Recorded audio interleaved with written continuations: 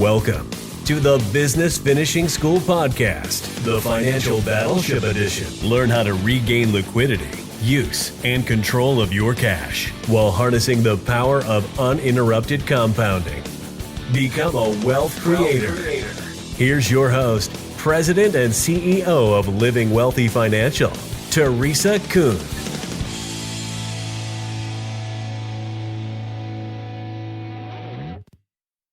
Hello and welcome to the Financial Battleship Podcast. For this month's podcast, Teresa is going to be presenting the simple path to wealth creation, the one principle you need to reclaim the power of your dollars. And for those of you that were at the summit, this is going to be a great refresher of Teresa's presentation. For those of you that were not there, this is going to be some wonderful new information. So welcome to the podcast, Teresa. Thank you so much, Kristen, and thank you for the introduction. And I'm excited that we'll be discussing that presentation that we had. It's unbelievable, and it's a community, Kristen, I know has become very dear to your heart, as it is in my heart. Don't you just love visiting with people and hearing their stories, every 6 months? What are you doing? What their progress has been, seeing the growth, and they're many members there that you and I were talking about. Oh my gosh, they're doing so great. Yes, I just love the community there. Everyone there is so welcoming, so encouraging, so positive. And it's wonderful to, see people over and over again and how they're applying the Business Finishing School principles to their life and their business and how they're succeeding.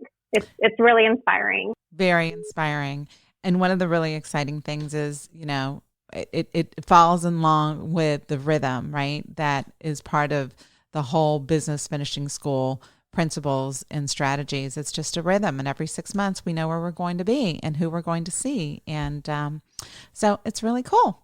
And we are also very honored to be the financial solution for the Business Finishing School community. And so we had an opportunity to meet with many of our existing clients and have an opportunity to help some of the new members who are not clients and get them on the simple path to their wealth creation. The presentation that we gave at the summit. So why don't we go ahead and get into that? That sounds great, Teresa. So to start with, I think we should talk a little bit about what wealth means. So Teresa, what do you think wealth means to you? Well, to me personally, the name of the business that I started a long time ago is Living Wealthy.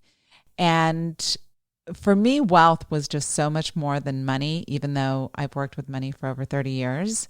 So it's an all-encompassing term, right? It's not just money, it's lifestyle, it's relationships, it's just everything, right? But from our topic, the perspective from our topic, the clients that we've worked with over the years, we do ask the question all the time, what's your objective? What are you trying to accomplish? What do you want from your finances? And we do hear that word wealthy often. And I think it just has a deeper meaning. I don't think it's so much a number, and people associate a number with the concept of being wealthy. I think it's an emotion. I think people are seeking an emotional state, a place where they're at peace with their finances. They're at peace knowing that no matter what happens in life, with their business, with their health, with their spouse's health, or their kids, or their parents, whatever it is that they want to do in life and accomplish in life, that they'll be able to do it. And money is not going to hold them back from it, right? And we're not talking about, living the lifestyle of the rich and famous per se, unless that's what they want. But typically, it's not about that. It's, if I want to travel, I want to be able to travel. If I want to take time off, I want to take time off. If I want to, provide for my kids or my grandkids, or, create a legacy that spans generations, I want to be able to do that. And so I think it's that emotional state that people are seeking. Yes, I would agree, Teresa. I think wealth is not really about the amount of money that you have. It's about the freedom to not be dependent on that money. And so we talk a lot about Maslow and his hierarchy of needs. And money can really satisfy all of the different steps along that pyramid. And so first, we have to actualize our needs for shelter, for food, for safety, for love, for belonging. But I think a lot of people really, when it comes to what they're wanting to accomplish with wealth, is getting to the top of that pyramid and be able to self-actualize. And as you mentioned, you're not able to do that if you feel threatened with money, if you're not sure where your next meal is coming from or where you're going to sleep the next day. Totally. And the world that we live in today, this whole social media society, right? You see a very common theme: become self-actualized, follow your dreams, live the life that you want. Life is short, et cetera, right? And how do you do that if you're stressed about money and you're stressed about your bills and you're stressed about, you've got that chatter in your brain as to where, you're going to be in a year in terms of your business, and can you make payroll, and, all of that brings people down. That weighs on people. And how can you be self-actualized and truly authentic, right, if you've got all this noise in the background when it comes to finances? And so we think it's about, all right, getting your foundation in place so that you don't have that noise. You can lower the volume of the noise, and you can, really get into a place where things are taken care of no matter what. Yes. And so to satisfy this emotional need for security, we've seen our clients do a lot of crazy stuff with their money. And you came up with this term that I think is it's such a good way to describe what people do to chase this emotional need for security with their money. And it's called hopium. So Teresa, tell us what hopium means and how people are applying this to their financial lives. Well, I don't know that I coined the term. I don't know if I borrowed it or stole it from someone. I have no idea. So, but when it comes to money, I mean, opium has been around a long time, and so is heroin, right? So I don't know, the whole high around chasing investment schemes, right? When it comes to gambling, when it comes to investing in business opportunities and different real estate schemes, et cetera, there is a literal high adrenaline rush that people get. They get it from researching the business opportunity, let's say, and start dreaming about all the possibilities. And it's making decisions in a high. And to get a little bit more graphic, I talk about, when it comes to relationships and infatuation, there is a chemical process that happens when people are infatuated with each other, when they're dating and they're infatuated. That same chemical process happens when you are, for some people, when they're researching a business opportunity or they're looking at different investment schemes, they become clouded in their thinking, just like you do when you're infatuated. When a couple's infatuated with each other in the early stages of dating, I think God designed us so that we don't see any of the bad. We only see the good, because otherwise the species would, not populate the earth, right? If we could see everything that's wrong with our mates from day one, we would never get together with them. And I think the same thing happens from an investment perspective. We are literally high, and people are chasing. And you get that tunnel vision, right? Yes, you don't see any of the negative. And even though you might know that there's negative or know that there's risk, that high filters that out. And so you go chase that opportunity. And chasing that opportunity also helps you dream and think that, all of the mistakes that I've made in the past with money, right? All the money that I've lost in other investment schemes and all the money I've spent and all the money I've wasted, I'm going to be back to zero, or I'm going to be so much further ahead. So this is going to solve all my problems, right? It is literally a change in chemistry that happens when people go down this road and they're seeking that emotional peace. They think that next high is going to give them what they're looking for. And that's why, I coined it hopium. And what happens to people who use opium and hopium, right? It's, eventually they come down to earth. The investment doesn't work out. The business opportunity isn't as easy or as quick money as they may have thought. And they're back down to reality. And reality is even worse after the high. Right, absolutely. So people have been chasing these investment schemes from the beginning of time, but we didn't really see them coming into the mainstream until the 70s and 80s. Prior to that, most Americans saved around 8 to 10% of their income into very conservative savings vehicles. And then in the 70s and 80s, we saw a shift to more riskier investment vehicles becoming more mainstream. Just like in the food industry, in the 70s and 80s, we really saw this shift from homemade, wholesome, good food to these kind of Frankenstein foods like the Jell-Os, the Space Dust Candy, the Pop Rocks, the cheese in a can, Spam, Tab. So it really became less about nutrition, less about health, and more about just these companies making more and more money selling this so-called food. I remember Freshen Up gum, the gum that squirts in your mouth. Like, I literally remember that ad campaign. And I also remember how tasty cheese in a can was with Little Ritz crackers. Do you remember that? Yes, I do. It was really good. And the thought of it today makes me nauseous. Like, there's no way I would get close to any of that. So I remember that food, and I was blessed, didn't know it at the time, that my mom didn't allow any of that food in the house, right? And we really don't have to chase investment schemes. We don't have to chase any of that to create wealth. The beginning of the presentation was, a simple principle, right? You need to reclaim the power of your dollar and really to create wealth. And it's not that complicated.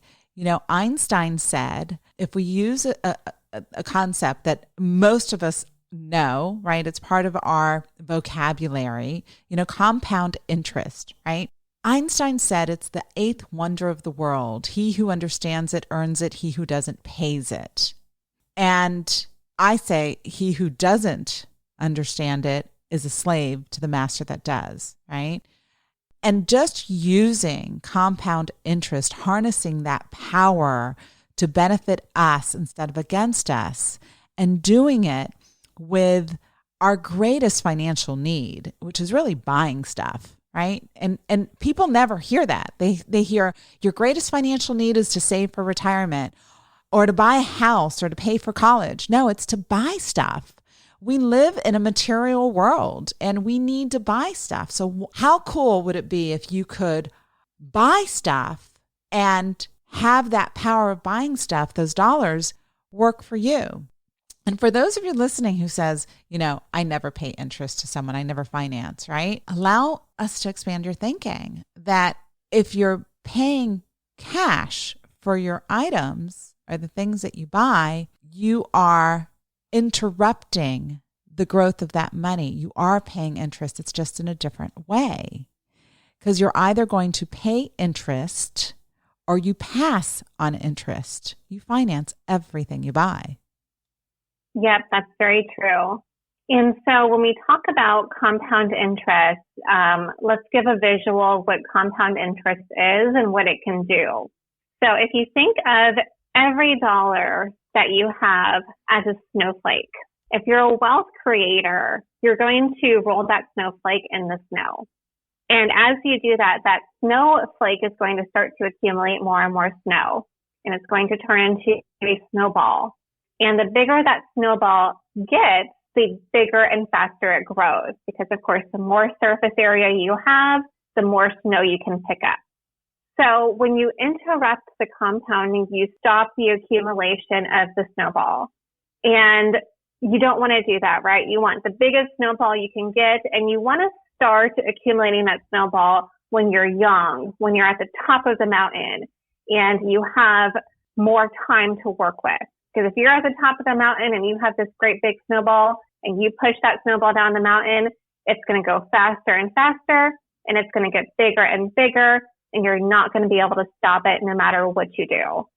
So true. And so if you're thinking, hey, I'm not young anymore, right? I'm in my 50s or 60s or 70s, that's not going to work for me. No, it does work for you, right? Number one, you don't know when you're going to die, right? Unless somebody predicted when you were going to die, like a doctor. And you're just starting your snowball lower on the mountain. And so you still have an opportunity to have this concept of compound interest work for you.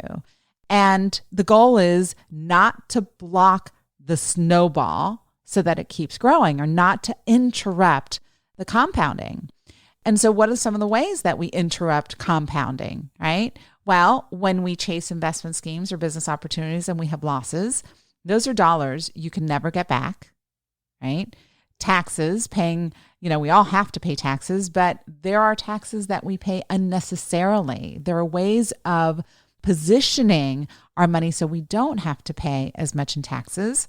There are fees, and of course, spending. And like we said, your greatest financial need is buying things in your life. It just is. Right. So really, the concept here is not about chasing some kind of complicated investing scheme. It's really just about shifting what you're currently doing and repositioning your money so that you don't interrupt the compounding of your dollars. And we have something that's called the wealth equation. And the wealth equation says that use and control of your money without interrupting the compounding of that money is the best way to become a wealth creator. Getting that compounding to work for us and not against us. Without risk, right? Without chasing the schemes. And right. If you want to chase those, investment opportunities, we're not saying risk is terrible. It's just you become a better investor, because once you've got your dollars working for you uninterrupted in a safe and secure environment, then you become less intrigued about chasing the other stuff, because you're not looking for that high. You're not looking for that hit. You're not looking for that hopium, because you've got things that are organized. You've got your foundation in place. And there's a freedom in that. There's a freedom that enables you to express yourself in the world without that noise. Right. And Teresa, so we're coming to the end of our time here with you today. We're going to leave you hanging just a little bit. But this has been a great introduction to the presentation and to this strategy. And next month, we're going to come back with some great case studies that show how if you shift two things that everyone does, pretty much everyone does, is they save money and they buy cars. You can shift the way that you do those two things. You can really have this concept of uninterrupted compounding work for you to create more wealth in your life. Awesome. I'm excited to see everybody in part 2. And it was a pleasure presenting alongside you on the wealth equation. And so excited to see you all again next time. Yes. Thank you so much, Teresa. And thank you to everyone for listening in today. We look forward to talking to you next month. If you do have any questions for us, or if you want to learn more about this strategy and how to implement it in your own life, you can reach out to us. Our phone number is 1-800-382-0830. Thank you. Thank you for tuning in to the Business Finishing School podcast, where we teach you business growth simplified. For more information on Business Finishing School or their Business Growth Summit event, visit businessfinishingschool.com.